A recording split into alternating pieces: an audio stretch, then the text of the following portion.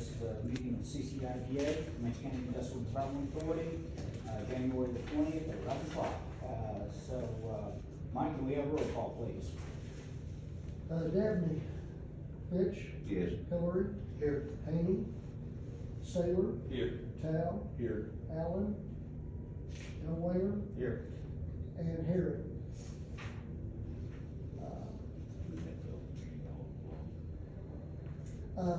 The notice and agenda were posted and filed in accordance with the Open Meeting Act, and we do have a narrow quorum. All right, awesome. Thank you very much, Mike. We have guests, Richard, we have Richard, LED. No, you want your pen? Richard, thank you for coming, LEDC. David, LEDA, thank you. And we have a guest, Davis. David. Davis. Now we have Eddie. All right. Okay, with that said, welcome guests. Item number 2, consider approval of the minutes held January the 6th. We have them in your packet to peruse those a little bit. Make the motion to approve the minutes. Second. January 6th. So we have a motion, we have a second. Any other discussion? If not, all in favor say aye. Aye. All opposed, same sign. Minutes from January the 6th are approved as presented. Item number 3, consider approval of a term sheet for the 320 acres of property known as the Bickett Farm to be a future home of the Fire Pocket Project. Let me make a few comments here before I open it for discussion. On our last meeting, you have those minutes in front of you. We discussed this very topic. We had a term sheet presented to us, and we declined the term sheet that was presented, and we basically said, let's send it back to LEDA with the request that the purchase price of the land is the full purchase price, which is $1,920,000. Okay. So we've had discussions, Fred and I and David is chair of LEDA. We've had discussions over the last week or so that the request for the entire purchase price up front is not feasible. So the three of us sat down, we had a wonderful discussion, and we came up with our plan that's in front of us today, which is the new term sheet. And that new term sheet is for the purchase of the property. Let me get my details here. The purchase price is the proposed purchase price is $1,600,000. $500,000 to be paid at closing, and then we have 4 equal payments of $275,000 annually. First payment is 24 months from closing. So that's the term sheet that's presented today. So with that said, discussion from the table.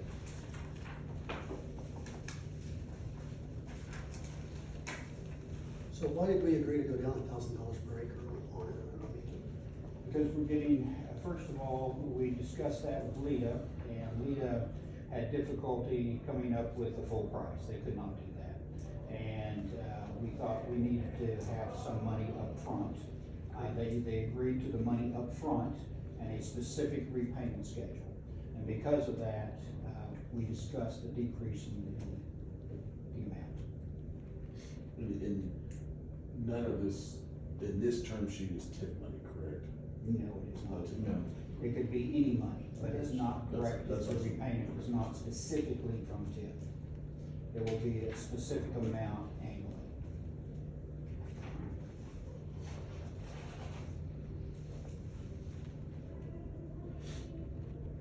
Is there any way to, you said you don't think there's any way to go back up to the original or asking price at the last meeting? Well, they don't have the money. Can I interject? The original asking price was $1,920,000 because we felt like if we had to wait 10 years for TIF money, we need to make a profit on this deal. We only have $1,300,000 in it. And so I don't think that we can, good conscience could accept anything less than $1,300,000. But the compromise is $1,600,000. We're still making a profit. having owned it a few years.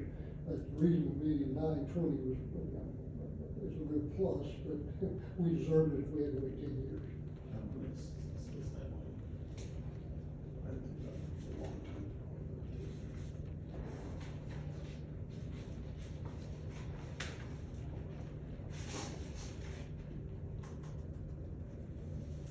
And we'll title the land at closing to LEDA. That is correct. And at that time, they will pay us $500,000. And then we'll enter into some type of agreement. I call it a promissory note. It may have a different term than that, but, it'll be annual payments of $275,000. And the first annual payment will be 24 months from closing. In the original, term sheet, under obligations, we were eating almost all the costs, including title insurance, and all that, and, it was negotiated that we would handle this like any real estate deal. We bring the abstract today, they'll get it examined, if they want title insurance, they pay for it, and then we split the nominal closing figure, so, it's not a big dollar deal, but it seemed like we needed to do what was fair. Does Firehawk need rail? Firehawk need rail? Rail transportation? Not to my knowledge. Do they need rail? Does Firehawk need rail, Richard? Not at this time. You never know how these things progress, if they get a little bigger. And how large is their actual footprint of their facility? I know they had to have a buffer zone, quite a large buffer zone.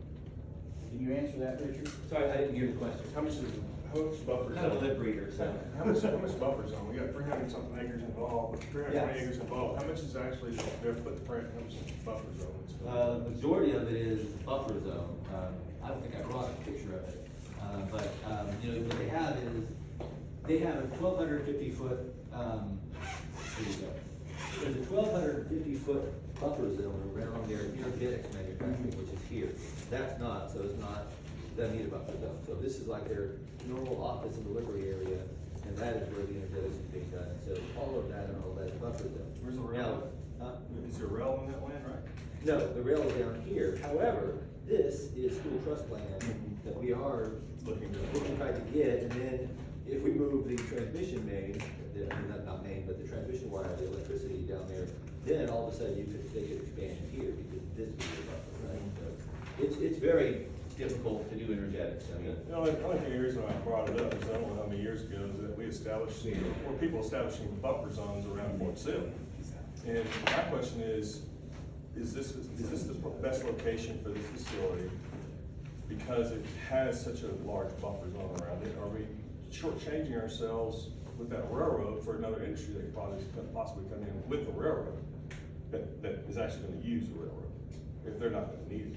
That's my own thing. It's like, and the other thing is that there is a large buffer zone around Fort Sill. Should we not try to get it up closer to Fort Sill and use that type of land where it's not gonna be used for anything else ever again?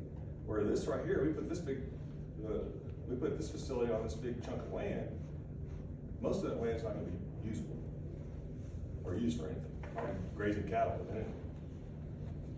That's my biggest concern. Are we using the best purpose for this land in this situation? Well, we haven't had any other offers of any kind, obviously. And Firehawk, they're receiving monies from the state agencies to the tune of $22 million approximately to build that facility. And then they're going to add an additional, how much, 120, 130 million? well, not additional, something like 78 million. I think the 78 total is million. around 100 million. Okay. So. So it'll be a rather large facility. Employment-wise, they'll have how many employees? 100 employees, but that's their base, and we expect it to actually go up at 93.5. It's actually in the term sheet, because that stuff doesn't kind of matter in the term sheet. We put it in there just as an FYI. Hey Eddie, Paul, can I say something? Yes, I didn't even know you were here, so yes. We're stuck in together. He's so quiet. I'm so quiet, that's right. Hey Eddie, the answer to your question is, because of the layout of that land, especially on the east half of that land, man, it kind of works perfect for them. You know, it's a little uneven, kind of drops down as you get closer to Goodyear Boulevard, and because of what their layout and what they're gonna do, it works perfect for them. The answer to your rail question, I think as they get bigger and as it goes into phase 2, phase 3, then I do think there'll be some use for rail there. I mean, DOT's done a lot of this shit by rail, so that's why the location does work very well, and that's why we're looking at, we have an application in to get that school trust land, so that it takes that barrier away. Now all of a sudden, we're adjacent to rail. So, this is an important, extremely important project for the community. It's our foray into, DOD avionics, this kind of stuff, this kind of mecca. And we already have groups that are remember, this is one part of they make one part of a component. We have other groups that are looking a lot for the other parts of the component. So it's just a great project. And it doesn't seem like a lot because, you're right. I mean, the buffer zone takes up a lot of land. We actually have responded to energetics folks that need 1,000 acres just because that's the thing. So, we're glad it fits. It does fit perfectly on the property, and we're so glad it does. And as you may know, that property has been rezoned by the city of Lawton to the zoning you see on that map there. That's actually the zoning map, though. I mean, the exhibit we use for zoning. And Firehawk met with the neighbors, kind of worked out where they were gonna be and moved that buffer. We changed the zoning to that far west side to I-1, just to make the neighbors happy. And it didn't matter because it was buffered, there was nothing gonna be there. Now, when I talk about, we're using the term buffer, but it's really not a good term. It's actually a setback.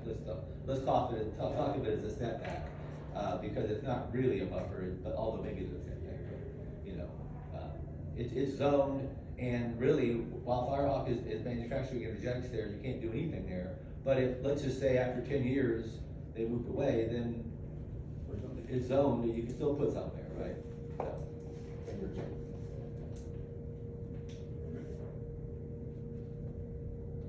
Any other discussion, Greg? What about our meeting that we had today? Making comments? You said it right, it's gone perfect. Lita has passed this, and I feel as though we should be able to pass this and move on.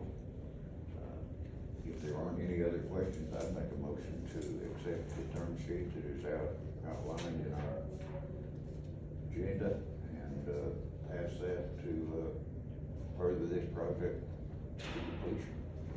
Okay, we have a motion, do we have a second? Second. We have a motion and a second. Any further discussion?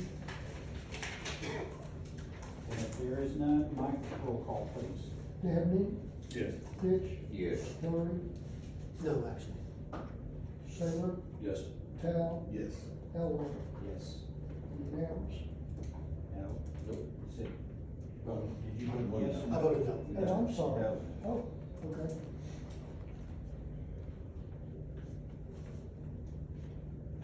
That passes, So 5-1, did it pass? Okay. Okay, so the term sheet as presented has passed. Okay. Let's see, is there anything else on the agenda? Do we have any new business, from the committee? There is none, then do I have a motion to adjourn? Make a motion to adjourn. Do we have a second? Second. Motion, a second, all in favor? Aye.